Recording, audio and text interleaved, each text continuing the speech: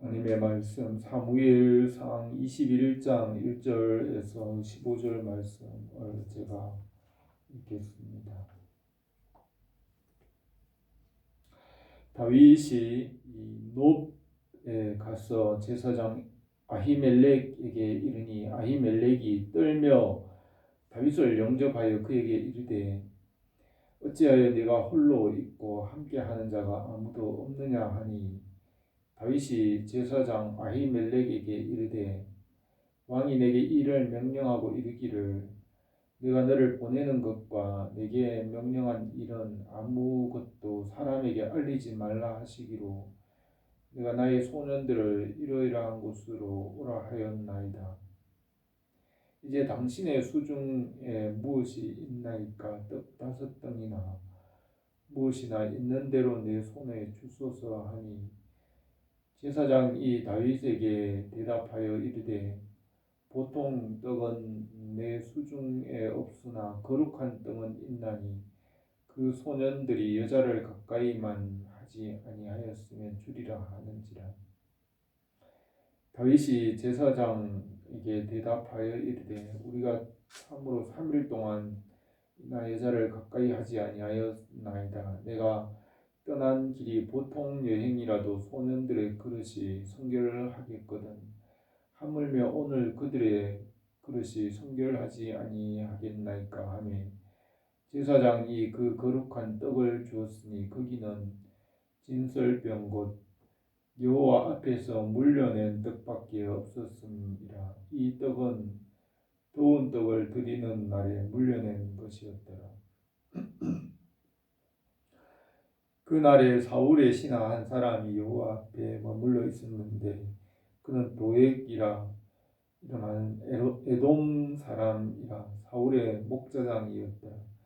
다윗이 아히멜렉에게 이르되 여기 당신의 수중에 창이나 칼이 없나이까? 왕의 일이 급함으로 내가 칼과 무기를 가지지 못하였나이다 하니 제사장이 이르되 내가 엘라 골짜기에서 죽인 블레셋 사람 골리앗의 칼이 도자기에 쌓여 에봇 뒤에 있으니 내가 그것을 가지려거든 가지라.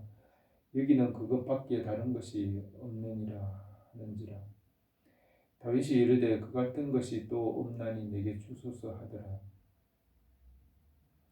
그날에 다윗이 사울을 두려워하여 일어나 도망하여 가드 왕 아기스에게로 가니 아기스 신하들이 아기스에게 말하되 이는 그 땅의 왕 다윗이 아니니까 무리가 춤추며 이 사람의 일을 노래하여 이르되 사울을 죽인 자는 천천히요 다윗은 만만이로다 하지 아니하였나이까 한지라. 다윗이 이 말을 그 마음에 두고 가드 왕 아기스를 심히 두려워하여 그들 앞에서 그의 행동을 변하여 미친 채 하고 대문짝에 그적거리며 침을 수염에 흘리며 아기스가 그의 신하에게 이르되 너희도 보거니와 이 사람이 미치광이로다. 어찌하여 그를 내게로 데려왔느냐? 내게 미치광이가 부족하여 너희가 이 자를 데려다가 내 앞에 미친 짓을 하게 하느냐? 이 자가 어찌 내 집에 들어오겠느냐 하니라. 아멘.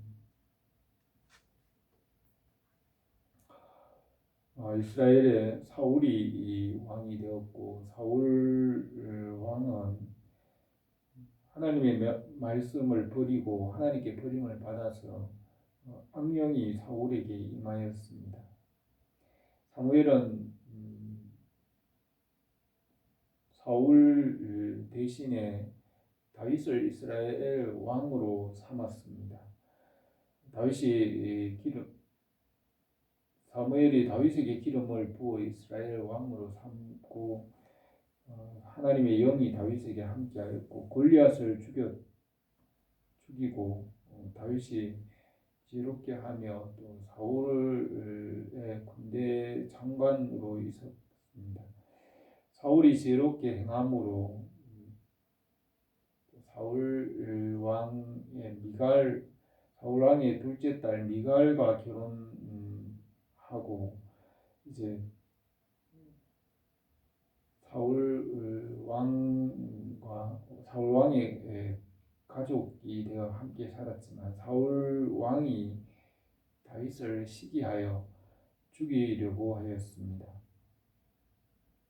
전도서에 사람이 사랑을 받을는지 미움을 받을는지 알 수 없다고 하였는데 다윗은 백성들에게서 사랑을 받았고 하나님 앞에 사랑을 받았고 지혜롭게 행동하였지만 사울 왕에게 시기와 미움을 받아서 아주 어려운 상황이 되었습니다. 사울 왕은 다윗을 죽이는 일에 미치광이와 같이 되어서 정신을 잃고 다윗을 죽이는 일에 열중하였습니다.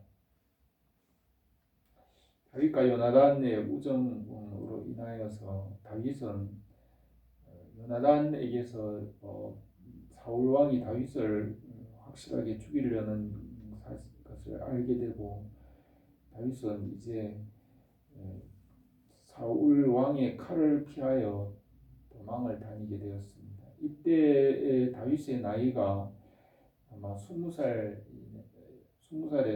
20대 초반의 나이로 보입니다. 17살에 골리앗을 죽이고 이제까지 사울의 딸 미갈과 결혼을 하였으나 사울 왕이 다윗과 미갈의 결혼을 파기하고 내쫓았습니다. 그래서 지금까지 다윗이 아마 나이가 20살이나 21~22살 20대 초반의 나이로 13년 동안 나이가 30이 되기까지 도망을 다녀야 했습니다. 그래서 지금 나이가 아마 20대 초반 20살에서 25살 사이에 다윗의 아주 젊은 나이입니다. 다윗이 이 젊은 나이에 사울의 칼을 피하여 도망을 다니는 아주 어려운 시기를 맞이하였습니다. 오늘 이 본문은 다윗이 요나단과 만남에서 요나단이 사울 왕이 다윗을 확실하게 죽이려는 그 계획을 분명하게 확인하고 이제는 요나단과 마지막 작별 인사를 하고 도망하는 내용입니다. 다윗이 이 3일 동안 광야 길을 지나서 그를 따르는 소년 몇 명과 함께 도망을 해서 3일 동안 이제 도망을 하다가 아마 안식일로 보입니다. 안식일이니까 제사장의 땅 아히멜렉에게 들어갔습니다.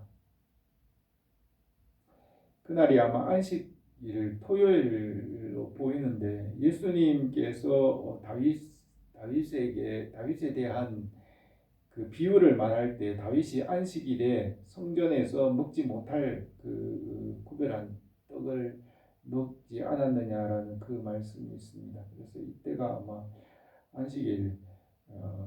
안식일에 다윗이 성전을 찾아간 것으로 보입니다.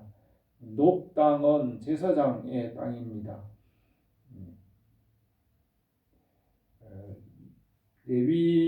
레위기에 하나님께서 모세에게 레위 지파 사람들은 땅을 구별하여서 제사장들에게 기업을 주어서 제사장들만 사는 그 땅을 정하여 제사장들의 성읍을 정하여 그곳에 살게 하였습니다.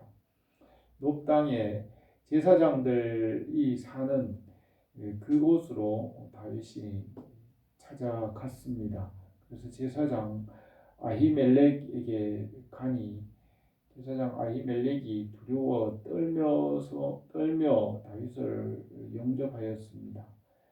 온 나라 온 백성들이 사울 왕이 다윗을 죽이라는 명령을 하였고 다윗을 죽이려는 것을 아히멜렉 제사장도 잘 알고 있었기 때문에 다윗을 영접하는 것을 심히 두려워하며 떨면서 다윗을 영접하였습니다.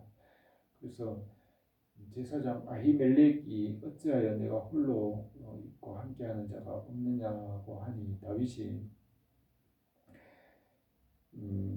그냥 불러서 말하였습니다. 왕이 명령하기를 아무도 모르게 다니라고 해서 이곳에 왔다고 그렇게 그냥 불러대서 변명으로 말을 하면서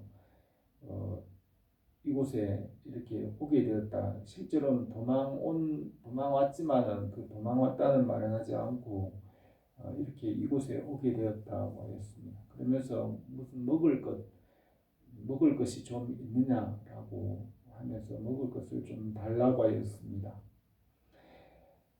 다윗과 그에 함께한 동료들이 3일 동안 광야 사막을 지나오면서 3일 동안 먹지 못하였기 때문에 심히 굶주리고 지친 상태였습니다. 그래서 제사장이 보통 떡은 없지만 성전에 구별해서 진설해 놓은 진설병 떡, 그 떡은 있다고 하였습니다. 만일 거룩한 몸을 거룩하게 지켰다면 그 떡을 먹을 수 있다고 하였습니다. 다윗이 우리가 참으로 3일 동안 여자를 가까이 하지 않고 보통 여행이라도 소년들이 그릇이 성결하겠거든 하물며 오늘 그들이 성결하지 않겠느냐라고 했는데 아마 오늘 그날 안식일인 것으로 보입니다. 그래서 제사장이 그 성전에 있는 떡을 다윗에게 또 그 동료들에게 주었습니다.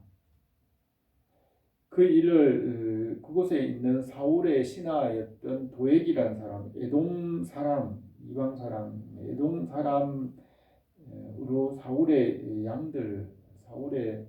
양들이나 가축을 돌보는 목자장 도액이라는 사람이 그 일들을 다 지켜보았습니다.